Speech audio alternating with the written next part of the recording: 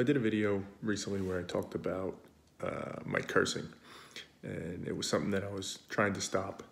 It's a rule in our house that we shouldn't curse anymore. So I was trying to stop it, but I was struggling to do so. And one of the key insights that I kind of pulled out of the video was that maybe part of the reason I couldn't stop cursing was I was undervaluing the benefit of cursing.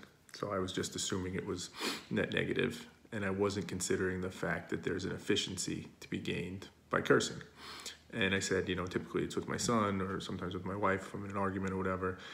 And I seem to maybe unknowingly be factoring into my calculation that when something happens and there's a degree of seriousness to it, or I wanna give a point of emphasis on it, an efficient way to do that is to throw a curse word in.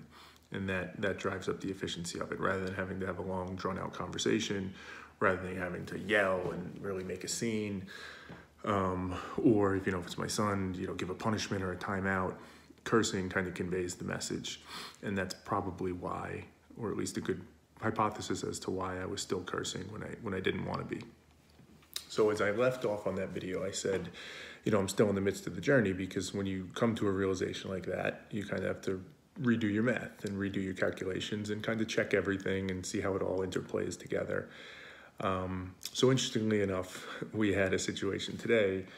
Well, I should say two things happened today that were relevant to this conversation. One is I actually showed my son, who's 6, the video that I made. And it was kind of like he understood the basics of it. Some of it he actually said, some of the words were too big, he didn't understand. But I asked him, why do you want me to not curse? What are the reasons? And, more or less he said it's scary when there's cursing. It makes him think, just more fear than anything else, rather than actually understanding the situation and what's happening. And I think he also said to me, that I need to remember that there's a kid in the house and that he's only 6 and he's not meant to hear those words. So a little bit funny on that last one, but I think the first one, well, they're both probably relevant, but the first one was interesting because, I had mentioned that it's my assumption that there's efficiency to be gained in cursing, but I'm not actually sure if that's true, given the audience in which I do it on. And at least from this little snippet from him, he would suggest there's not efficiency gains there. And then the second instance is later on in the day, something came up, I don't remember what it was, and I cursed when I was speaking to him about something that I wanted him to do. And in that moment, I kind of thought about it.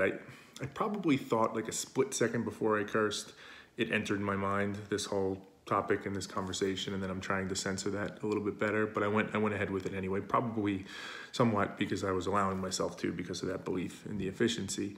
So I did it. But I spent some time thinking about it after and kind of observing the situation to see if it had its intended effect, if it actually was driving the efficiency I was hoping for. And what I started to realize, or at least question, was that I value efficiency a lot.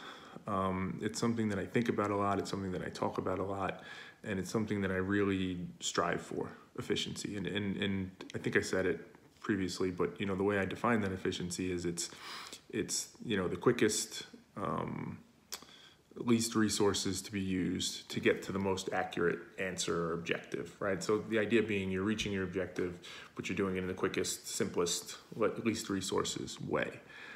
And that would make sense to value, I think. I think there's good value in that, but it becomes, much like in this cursing example, how am I applying that definition? Am I being consistent in it? And is it really achieving the thing I think it's achieving? So long story short, what I started the question was, when I say efficiency, does it sometimes mean lazy, right?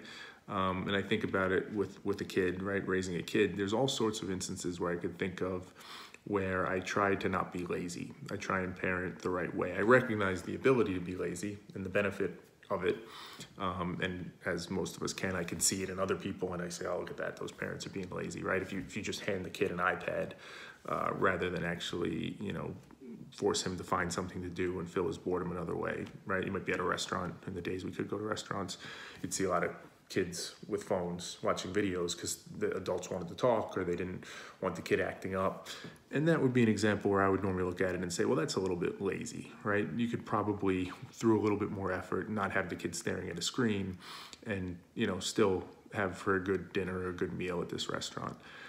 And I started to think, am I doing something similar with this efficiency with cursing, where I'm saying it's efficient, but maybe it's really lazy. It's just a way to, as quickly and easily as possible, get an action to stop or, you know, drive some fear in my son because I don't like what he's doing and I want him to understand that. But it maybe is not the most effective way, right, to that accurate, get to the objective, effective, accurate, whatever word you want to use. That's the part that I'm not sure is there. I get the speed, I get the reduction in resources, but is the effectiveness there? Is it really the best tool for the job? Because in theory, you know, the approach I want to take isn't just the quickest, isn't just the least resources. It's the most effective, it's the most logical, it's the most rational. It's really got to check all those boxes. And I think I'm applying efficiency here when, again, there's laziness involved. When I cursed today at my son, and I think there was like a stain or a spill on the floor. I think one of our pets, I don't know, did something, maybe threw up. And he was kind of walking near it, like dangerously close to it as I was attempting to clean it. And I was like, back the F up, like you gotta back up, man. And you know, some of that emotion was like, hey, I don't want you stepping in throw up, that's gross. You have to take a shower, you know, whatever, you might get sick from it, whatever it might be. But as I said it, I was recognizing like I could have said that more calmly. Like I'm a little bit frustrated in the situation. There's throw up on the rug. I need to be cleaning it up. He's 6. He's not really, he's almost excited there's throw up on the rug. He thinks that's fantastic. I went to bed late the night before, so I'm a little bit tired. So all these things are factoring in. And in that moment, as he's kind of coming close to it, I throw out an F-bomb and, you know, back the F up. Because that's easier. I could have been calm. I could have exerted a little more energy and kept myself calm and reserved and say, hey, bud, if you could, I don't want you to step in the throw up. So actually, definitely back up. Like, or just, you know, go play in the other room while I finish cleaning this up. Something that would have probably resolved the situation without me having to instill fear in him and curse at him and break a rule and all those things.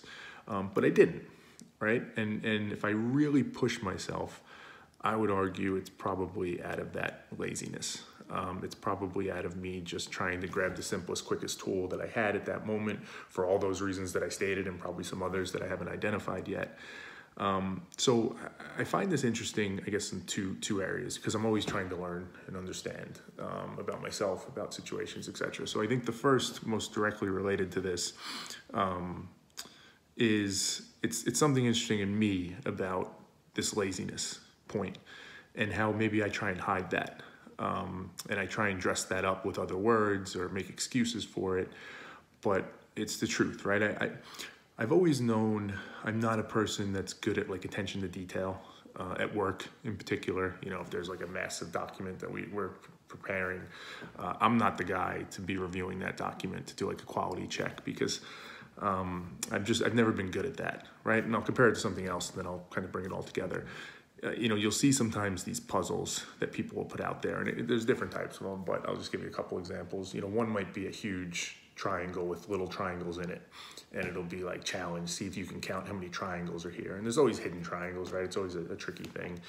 Or another one as an example is they'll give symbols like a cheeseburger and a hot dog and a soda, and they'll start adding them up and saying, you know, a cheeseburger plus a hot dog equals 22. So what's a hot dog plus a soda plus a cheeseburger? And as you look at it, you'll see like certain cheeseburgers have 2 pieces of cheese on them, and then another one has 1, and they all have different numbers that they tie to. And I always hate those puzzles. I always hate them, just like I hate reviewing that big document for a quality check. And I think if I really try and drill down, you know, at least as a starting point, the reason I hate those things is there's not really value there, right? Like there's not really a skill to it, or, you know, what I would typically say is it doesn't really take any intelligence, which is probably not true. There probably is some intelligence in it and way of thinking. But if you sit and spend an hour looking at those triangles and just are willing to take the time, you'll count them out and find the number of triangles.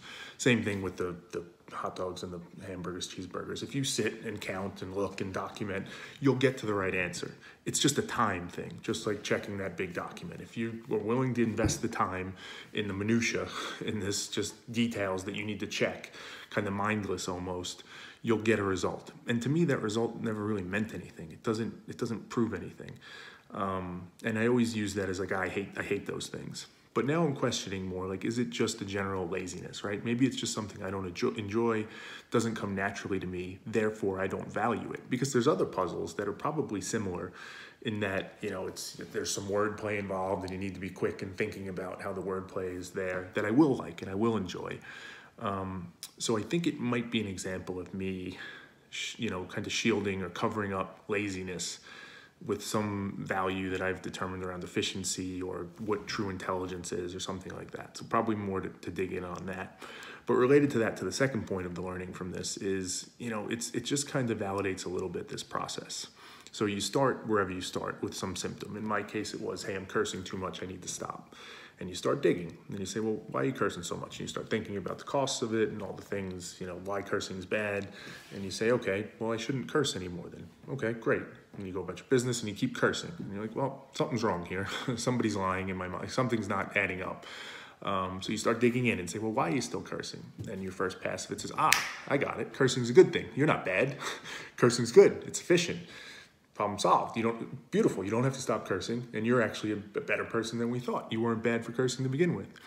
You could stop there and say, okay, got this thing figured out. But you shouldn't. You should keep pushing and keep digging and saying, well, am I sure cursing is a good thing? Am I sure that my math checks out? And you keep digging, and you have that mental toughness, and you have that inquisitiveness, and you have that awareness, and you try and really push yourself and say, what would it look like if cursing still was bad? Like, what would that story look like? How would this be me just maybe telling myself that? And now, again, it becomes a very, tricky process because you have to continue to question. If you set your mind towards, hey, I think cursing is still bad, there's a decent chance you'll find a narrative that says, oh yeah, it's not efficiency, it's laziness, and you'll just jump to that. So you have to really test yourself and think this thing over, and it's a long game. But I do think in this scenario, it kind of validates out a little bit as I think deeper about this. I'm starting to get underneath what's at play here. And I do believe, and I can get into it in another video, there's a degree of laziness with me in different regards that I really need to address, and I have not addressed yet. It's probably something that's still under the covers, even in terms of like my consciousness of, I kind of know it's there, but I haven't really faced it and used that mental toughness to see, like, how lazy am I? Why am I lazy? Am I okay with it? Am I not okay with it? So just kind of takes you down that process and just all the benefits to be had if you're willing to do it, if you can do it. It's not easy. I'm not great at it. I'm still working through it. This is a perfect example. I'm halfway through it, and hopefully I can complete it. But I think the aspiration to do it is a great starting point and one to keep pushing on.